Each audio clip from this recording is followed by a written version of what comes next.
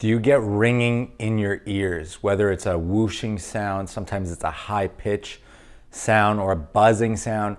So if this is you, then I'm gonna share with you some of the most common ways that you can actually help it, if not completely get rid of your symptoms naturally and at home. I'm Dr. Matthew Posa. Welcome to my page. My page is dedicated to people and families with health tips and tricks so you can live the life you were designed to live. So don't forget to like, subscribe, and share this information with the people we know that need it the most. I've seen this so many times and with so many different patients. And the problem with ringing in the ears or tinnitus is that there's so many different reasons for it. So for some of people, it's exposure to loud music. As you age, the breakdown of the inner ear, the actual nerves that supply that area. Then you also have things like physical issues, whether or not you actually got hurt in the ear or in the jaw, direct pressure onto the ear, or it could be sometimes even diseases like Meniere's disease. The problem here is that there's so many different reasons for it. And most of the times you could go and try and use drugs. There's other types of therapies like audiology. What can you do at home that's gonna get you the relief that you're looking for, meaning you're not gonna get that ring in the ear, you're gonna diminish this over time, and is your neck causing the problem? So there's one thing I want you to do right away, and I want you to try this at home. I want you to see if your neck is causing the problem. Now for some of you also, this might stir up some other things, whether it might be even like dizziness or vertigo. So I want you to be quite careful when you do this. But here's the thing. I'm gonna get you to turn your head left to right. So you're gonna turn your head, you're gonna see if you got the normal range of motion. So the normal range of motion should be almost 90 degrees one way, 90 degrees the other. And then what you wanna do is be able to side bend your head. So you're gonna go side bend to one side bend to the other. And again, the range of motion should be the same. You should not feel any restrictions there. And if you do feel restrictions on that, then right away, that could be your sign. Then the next thing I want you to do is bring your chin to your chest. You should be able to rest that on your chest and then bring yourself all the way back up. You should be able to do that. And again, watch out for that one because that can get you to fall back. So I would do this in a chair, especially if you do have other associated symptoms with your ringing in the ears. Right away, if you notice that there's something restricting you, meaning you're not getting the range of motion, you're not able to turn your neck. So what we're gonna do is we're gonna use some neurology to change it. And what you're gonna do, if you have a hard time, let's say bending your head to one side. So let's say you have a hard time bending your head to the right. Well, what you're gonna do is you're gonna take your left hand, you're gonna put it on the left side of your skull, and then you're gonna push into it for 5 seconds. And then you're gonna let go and try again. And what you'll notice is all of a sudden, you got more range. The next thing you're gonna do is if you're gonna try that rotation. So let's say you have left rotation issues. Well, you're gonna use the same thing. So you're gonna turn your head to the left, and then I'm gonna get you, put your hand on your head, and you're gonna stop yourself from rotating to the right. So I'm gonna keep turning my head, keep turning this way, and I'm gonna let go after 5 seconds. Now try turning, and you'll notice you got your range of motion. So if this is you, there's a high probability that you have dysfunction in your neck that is leading to the tinnitus. The reason for this is because you have bones in the upper part of your neck here. And when they're not situated properly, these bones protect. If you go underneath, they protect not only the spinal cord, but it's where the spinal cord turns into the brain stem. And the nerves that come out of there, there's 12 cranial nerves, but we're talking about specific nerves that go to your ears. So there's the vestibular cochlear nerve that goes into your ear. And that nerve is the nerve that often gets affected, but it comes out of the base of your skull. If this is you, call your corrective care chiropractor wherever you live, get into that office and make sure that you're getting your spine assessed for subluxation. Because right away, that can be your problem. But now, we're gonna take it one step further. Because there's other things you can do right now at home that's gonna start treating the symptoms. And so what I'm gonna get you to do is we're gonna start working with the muscles that are supplying that area. So there's an area called the suboccipital muscles. These are the muscles at the base of your skull. So what you're going to do is you're going to take your hands, you're going to pull up on the base of your skull. So there's the bone and then there's the muscle underneath. You're going to put your hands on the muscle, you're going to lift up and then out. Then you're going to take all the pressure of that onto your middle finger. You're going to place your index finger on top of that, and then you're just going to flick down, flick down. You're going to do this 12 times. And you're going to try and snap it,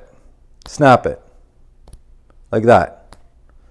You can do that 12 times. That's going to trigger a response in your nervous system. And this alone has helped so many people diminish their symptoms and sometimes even cure it. But then what we're going to do is we're going to take it another step further, and we're going to work with the ears. And the ears, what you want to do is, I like to think of it like the Nike swoosh. So what you're going to do is you're going to pull down on the ear. So we're doing the base of the swoosh, and then it's an up this way. So it's a flick. So it's up. And I just did it and I got a pop. So you could try that on the other ear too. You're going to bring it down. So I like to grab the inside of the ear. So I'm pinching this, I'm pulling down and quickly back. Quick. 5 on either side. If you get a click or not, that's not really the point. Some of you will notice that click. If you do notice a click, it's not a bad thing. It's just the soft tissues that are popping. It's not a huge issue. But that right away, you're going to open up the eustachian tubes, because now we have to deal with the tympanic membrane, how pressure moves in and out of the ear, and this will automatically start loosening it. And then what we're going to do is we're going to use the suboccipital stretch. So we've done those 2 first ones. Now what we're doing is we're doing the suboccipital stretch. Suboccipital stretch is you're going to take your hand, you're going to grab the base or back of your skull again. You're going to bring your chin to your chest. You're going to pull down. So this is why your mobility is very important. So if you're not going to a chiropractor, go to the chiropractor. But what you're going to do, grab the base of your skull. You're going to pull down. As you pull down, you're stretching out these muscles. But here's the trick. We're going to use neurology, because the nerves that come out of here, and especially this place here, also controls the eyes. So let's use some neurology here. So what you're going to do is, as we bring your head down, you're going to look down to the ground for 5 seconds. Then you're going to look up, just your eyes. You're looking up, and then you're going to look to the middle as you bring your head and back to neutral. As you do that, you're going to be releasing a lot of that pressure in there. And for some of you, if you're even getting headaches, you're getting migraines, dizziness like we talked about, this could be the source of it, and therefore you're also releasing that. So if you're noticing that you're getting other improvements in other areas, it's because that area of your spine is dysfunctional. And then what we're going to do is we're going to tie it all together, and we're going to look at the jaw. Now the jaw affects a lot of people. It can also cause a lot of other issues as well. So one of the areas that I want you to look at is the temporalis muscle. This muscle, when you bite, will start moving right in here. And so when you come on to the side of your orbit, the side of your eyes, and you start coming back here, you're going to feel these muscles, especially if you bite down.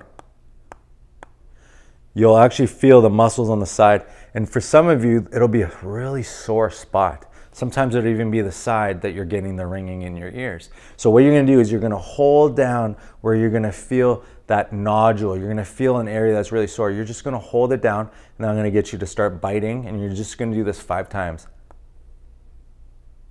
Bite in and out, in and out. You're going to feel that nodule start to release.